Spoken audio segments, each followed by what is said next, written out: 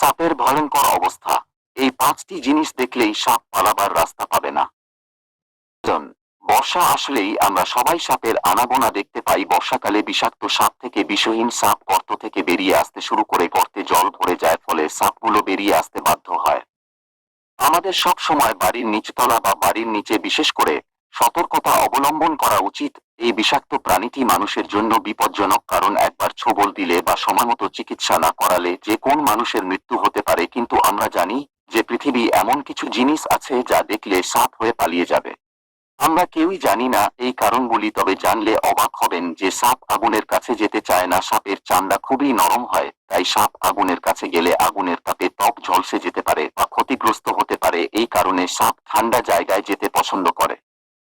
বিশেষজ্ঞদের মতে কিছু প্রজাতির সাপ আছে যারা অনেক ধরনের প্রাণীদের দেখলে ভয় পায়, যেমন হচ্ছে গিয়ে বেজি সাপের জন্য সবচেয়ে বিপজ্জনক, অনেক সময় বেশি সাপকে মেরে ফেলে। পাশাপাশি বাজ পাখি, কুকুর, বেড়ালও সাপের জন্য খুবই ভয়ঙ্কর।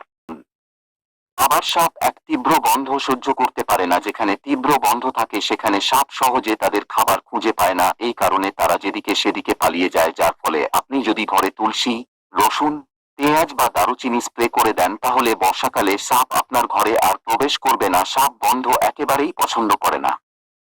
আবার গবেষণা করে দেখা গেছে সাপ খুব বেশি শব্দ পছন্দ করতে পারে না। শান্তিপ্রিয় সাপ। সাপ সব সময় শান্তি জায়গা খুঁজে পেতে চায়। অতিরিক্ত শব্দ সাপকে ভয় ধরায়, তাই বিকট শব্দ হলে তারা ছুটতে থাকে নিরিবিলি ও নিরাপদ স্থানে। এটা বিশ্বাস করা যায় যে সাপ খুব বেশি আলো পছন্দ করে না। আলোর প্রতি তাদের খুবই সংবেদনশীল, তাই যেখানে আলো থাকে সেখানে সাপ কখনোই থাকতে চায় না। সাপ সবসময় গর্ত খুঁজে বাস করে, আর উজ্জ্বল সূর্যালোকে তাদের চোখ খুবই ক্ষতিকর, তাই সাপের চোখ রাতে ভালো দেখতে পায়, তাই তারা দিনের আলোতে ভয় পায়।